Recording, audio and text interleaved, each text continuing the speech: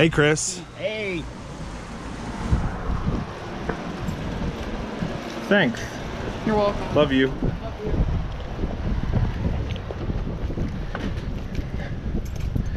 Now it's going down, Chris.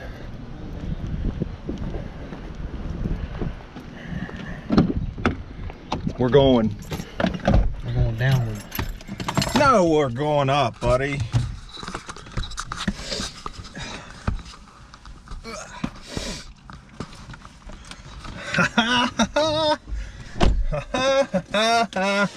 Look where I'm going bald right here. Hey, Chris. Look where I'm going bald, buddy. Look at that balding going on, bro. I'm trying to hide it. It ain't working though. No, we're not doing that today. All right. All right. So, screw recovery. I'm just kidding. what I want to talk about is. Are you the freaking guy that's interviewing me or whatever? Yeah. Cool. I want to talk about. My new vaping addiction. Yeah, well, we can talk about that. We can also talk about reaching outside ourselves. Why did I start vaping? We can also talk about reaching outside ourselves for gratification. Case in point, what happened today. Yes. So, me and Chris got clean together. We're both in recovery, and What's your clean date, bub? my clean date, May. Oh my God! Oh, you don't remember your clean date? What's my clean date? It's May 28th. Mine's 4/18/17. Mine's- April 18th, 2017. Mine's May 28th, 2017, and we lived at Opportunity House together, and now we're living life. Yeah. We're going to a meeting right now, but today we had a journey where Chris was like, "Hey man, are you by a vape store? So I need to get a vape. I need to get a vape." And I was like, "Okay, buddy, listen, we'll go up here to the store and get you a vape." And in my mind, I was secretly thinking, "Oh yeah, we're going to the mall." When I go into the mall, my body changes. My body changes, and it kind of fucks me up. And it's definitely addict behavior. Every time I go in there, it fucks my body up. I am high. I get high. And every time I go there, it's never really a pleasant experience because it's sensory overload, and I want this, I want that, and I usually end up spending way more money than I actually have. So Chris did that today. Yeah. He went for this, the vape that I I have. went for this little one right here. It's the Vaporesso Sky Solo. And the guy at the vape shop was really fast talking, and Chris ended up walking out of there with this. $60. And I went there planning on spending $25. But my addict behavior, I was like, I want the best. Just like an active addiction, I want the best shit you got. I don't care how much it is. If I got enough money to get it, I want the best shit you got. So that's kind of how it was with the vape. Now, let's talk about how recovery has changed over the years for you. Start with early recovery, and then talk about early recovery. Like, let's go back. Let's go back to 93 East Main Street, Buchanan, West Virginia. Chris comes to get clean.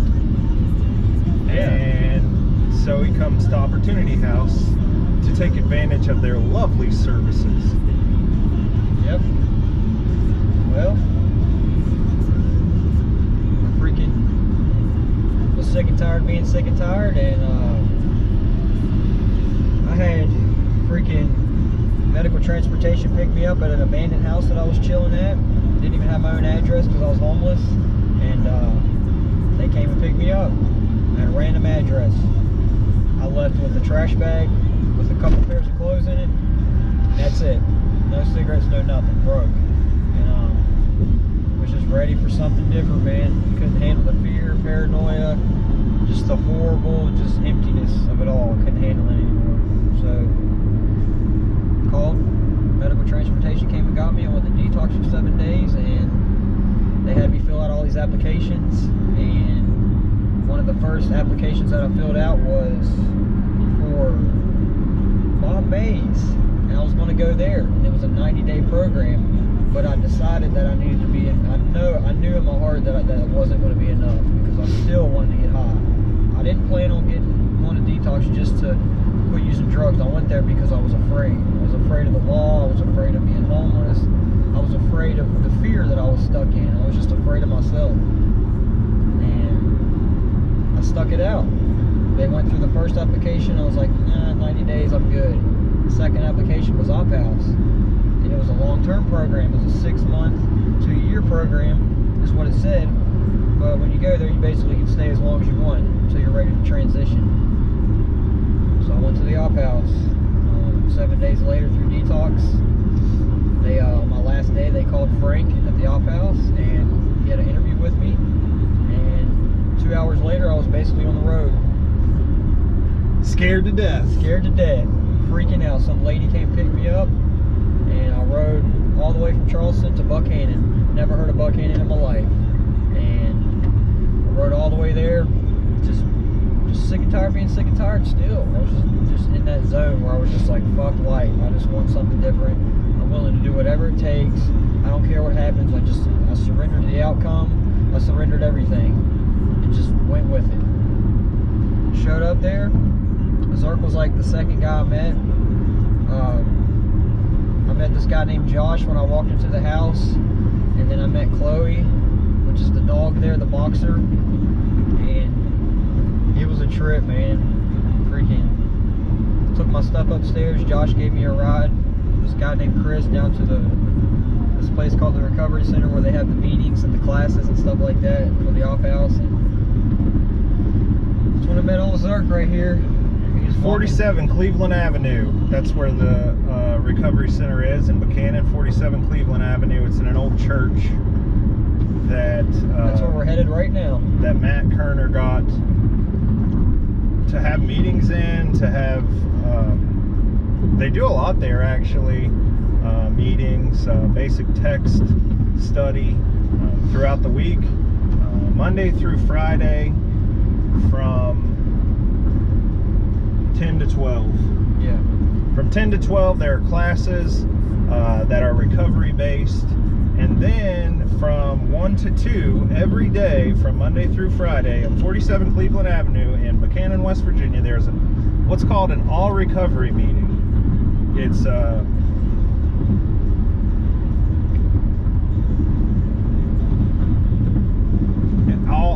all avenues of it's non-denominational. All avenues are supported. You could be in any fellowship, and you can come to an all recovery meeting, and you can identify and find a message of hope to save your life. And so how long were you at Opportunity House? Well, when I went there, I planned on being there for like 3 months, 6 months. That was my thing. That was in my head. I was like, I'm gonna stay 90 days, 6 months, see how it goes. But I stayed, man. I was introduced to Narcotics Anonymous and the meeting places down there in Buchanan, and something just kept me there. A power greater than myself, I think, is what kind of like intervened and made me just want to stick around, man. I loved the hope that I got out of the meetings, and I loved the hope that I got out of the classes, and it gave me hope, and my self-esteem went up, and it just gave me confidence that I could stay clean if I stayed in Buchanan. And 6 months went by, and I was like, I think I'm going to stay here. And I stayed at the Op House for about 22 months, which is a long time to be at the Op House for most people, but for me it was just enough time for me to really feel it in my heart, that I wanted to move forward, because I didn't want to rush anything. I wanted to make sure that like my transition was going to be a healthy transition, that it wasn't just going to be something that my mind was telling me to do, my disease was trying to manipulate me or whatever. I wanted to feel in my heart, that So you're being practical. Yeah, exactly. I didn't want to make it complicated. I didn't want to be like, oh, I'm leaving because of this or I'm leaving because of that. I wanted to leave on good terms, you know, with the staff there, you know, and I wanted to leave with something under my belt, you know, like I wanted to learn something. I wanted to take something with me, and you know, I was able to do that, and now, you know, I'm transitioned. I moved down the street with a couple of recovering addicts I met in the program, and it's going great. And you stay clean in Buchanan, West Virginia. Yep, still living there right now. I was at Opportunity House before Chris got there, and I was on my way out the door. I had made up my mind way before I put the first one in me that I was going to leave. And Chris was there for I think Chris was there for like a week, and then I left. I thought to myself, I don't want to face these responsibilities. I am scared to death of responsibility and life on life's terms. So I know the one way that all of that goes away, and I don't have to keep going through with this. I don't have to keep looking at myself. I don't have to keep feeling what I'm feeling. I can just use, and then I don't have to deal with life on life's terms. But the funny thing, that's a lie that my brain always tells me, because the funny thing is, after I've used, then life on life's terms is still there. All the shit that I try to run away from is still there. And then now I'm just disconnected from the power greater than myself that loves me and cares for me and wants me to be the person that I was born to be. So I left like a week after Chris got there, and then he stayed there. I went to Morgantown, and I moved into my buddy's attic in Morgantown, and I pretended to get a job, and I self-sabotaged myself, and I was smoking and I was drinking every day, and it was summertime, and I was in the attic on a mattress on the floor, and I had all of my books and everything around me, and it meant nothing. Because I was disconnected, and I was lost in hopelessness and despair. And I had contacts with people in recovery, fellow addicts, and I formulated a plan to go to Amity Treatment Center in Parkersburg. So I got a friend in recovery to come pick me up and take me to Parkersburg, because I was gonna get it. I called Amity Treatment Center every day. They make you call, well, they suggest that you call every day to show that you were really serious about wanting to change. And so I didn't really have any money. I had no money, and I packed my bag full of everything that I could carry, which was mostly clothes and like 2 books. And then I left all my other stuff in Morgantown, and I still haven't picked it up, and it's been over 2 years later. So I went to I went to the crisis stabilization unit. I had my friend drive me right to the hospital, and I told him that I'm a drug addict and I need to detox. And they got me into the crisis stabilization unit. And what I didn't know is that when you go to the crisis stabilization unit, that you automatically get put on the top of the list for Amity Treatment Center. And so I was there for 3 days, and if I didn't get into Amity, I was going to live at the Mission, because I didn't have any other options. And I knew that I've always had this thought in my mind that if I just go somewhere else to get clean, that like it'll be better. I can go to Parkersburg and get clean, but what happens is that I always take all of my shit and baggage with me. And but I went there basically on a prayer, and I was in the CSI for 3 days, and I got accepted to Amity, which is a 28-day treatment program in Parkersburg. And it was crazy, dude. It was a message from God that happened for me, because I really took a leap of faith, because I didn't have anywhere else to go. I was going to be homeless in Parkersburg. So I completed the treatment program at Amity. It was 28 days. We had intensive group therapy sessions. We had one-on-one sessions with a therapist. They showed us the movie Clean and Sober, starring Michael Keaton. which is a really great movie, and Morgan Freeman plays his counselor, and it's a really good movie. If you've never heard of it or seen it, you should watch Clean and Sober. But one of the things that was really cool at Amity is every week we would go to speaker meetings, and there were some really cool speaker meetings that I got to hear, and I really got a message of hope. And I also got a message of hope at Heroin Anonymous. I've never been a heroin addict, but I'm still able to find a message in a meeting because it's basically the same thing. 12 steps to me are 12 steps.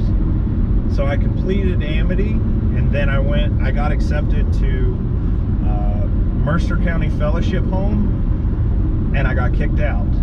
I was there for like 2 or 3 weeks, and I was working steps with a sponsor, and I got into an altercation with one of the residents who had been there for 18 months or something like that, and they kicked me out.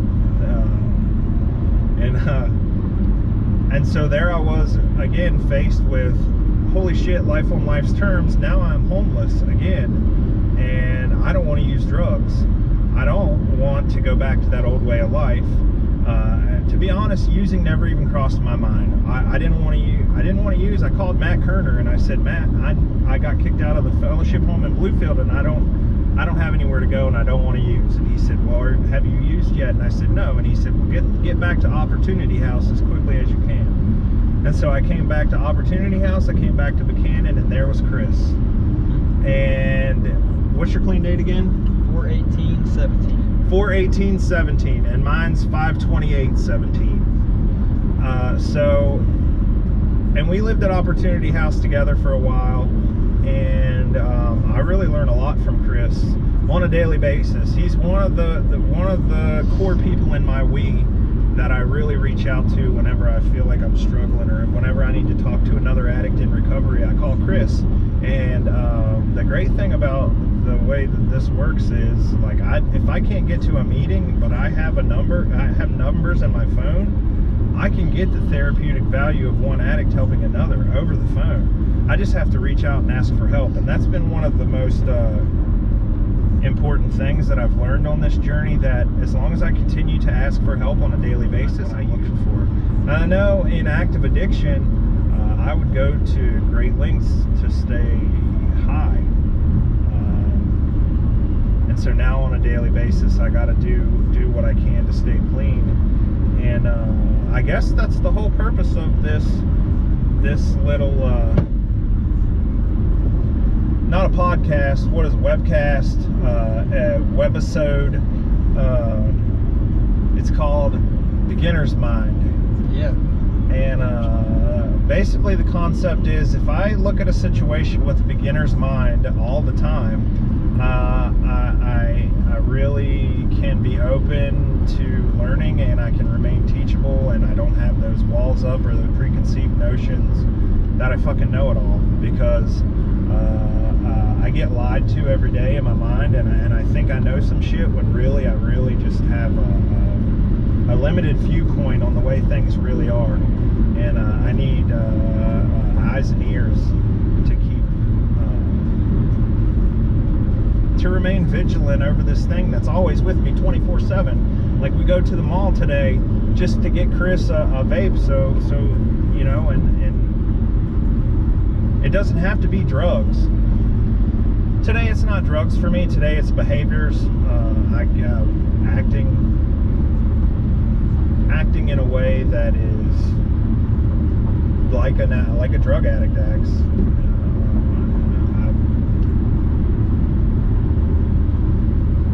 So what is it like now, Chris? What's it like now for you? What's it like now? Yeah, explain your life to me today. Oh man, life's good today. Life's really simple today. Like, I don't have to worry about being arrested today. I don't have to worry about finding ways and means to get more. I don't have to worry about lying and manipulating other people today. I know how to be a good person today. I've developed a conscience in recovery that guides me. And you know, with my God, my higher power, like I constantly have, you know, guidance, you know, that I've been able to develop personally that helps me to stay on the right track. And you know, as long as I stay in prayer and you know, as long as I humble myself, you know, and realize that life doesn't owe me shit, you know, and that like I gotta remember like not to have expectations on life today, because like expectations are future resentments for me. Like when I put expectations on shit, like, and it doesn't happen the way I think it should, then I'm becoming my own God again, and I think that I can, you know, control some shit, and then it won't work out, and then I'll catch a resentment, and that shit'll get me hot. So like today I have to really like practice surrendering every single day, you know, just because I've been in recovery for however long, man. Like it's a one day at a time thing for me still, you know. Like Zerk was talking about our behaviors, and like it's the behaviors we have to stay aware of, because like there's behaviors that we can go back to, our old ways of acting and our old ways of thinking that will eventually lead us down the road to a relapse. So we have to constantly stay aware of our behaviors. That's me. Like sometimes it could get like uncomfortable, you know, because I can be too self-aware and you know, be too self-conscious about shit. So I really, for me today, recovery today is like maintaining, you know. At first recovery was like revealed to me, and I felt the gratitude of being saved from that, you know, horror that I was living in. And now it's like keeping the gratitude and keeping the humility and keeping the thing going, you know, because I can still lose it, you know. 2.5 years clean almost. I can relapse tomorrow, you know, if I forget where I came from, you know what I mean. I got to keep where I came from in the forefront of my mind, you know, and that's why we're headed to a meeting right now. Like no matter how long we have clean, we still it's a lifestyle today. Like recovery is a lifestyle, you know. It's a thing we do. It's not a big deal today. Like it's not out of the norm for us to hit up a meeting, because we need that shit, you know. We need to be reminded of where we came from. I was trying to talk myself out of not coming today. Yeah, it's easy, man. We still have an ego, and we still have skip it defects. No, I can't skip this meeting. Yeah, like we still can't trust our own thinking, and we still have to take guidance from our sponsor. And how am I going to skip my home group? Yeah, and be all right with that? Exactly. Who are you going to co-sign that for me? Yeah, no, I'm not going to co-sign his bullshit today. I can't skip my home group, and there's not. I can't accept those consequences today. That price is too. It's too expensive. Yeah. It's not fucking worth it. It's not a big price to pay to go to a meeting and help some addicts, and you know, be there for our sponsees. You know, do step work. Like it's a small price to pay. You know. I don't even feel like it's a price to pay. I feel like it's such. If I didn't have this in my life right now, I would be coming apart. Yeah. I would have already imploded and done that self-destructive pattern of behavior that I always engage in whenever I want to take my will back and stick my hands in shit and think I can run some shit. Yeah. I don't need to do that today, so I'm going to surrender and go to this meeting. And we're here. And Chris, thank you for letting me do this. Yeah, thanks for being a part of this, man. I love you, dude. You're my brother. Man. You're my brother, man, and I'm glad you're still a part of my life after all this time. You're a part of my life, dude. It's the we, man, that keeps us going, man. All right, that's it for Beginner's Mind. I don't know if it helped me. Yeah, I like that, man. This is cool. We got to keep doing it. I like it. It's cool, all right, man. I'm gonna sign off. Peace.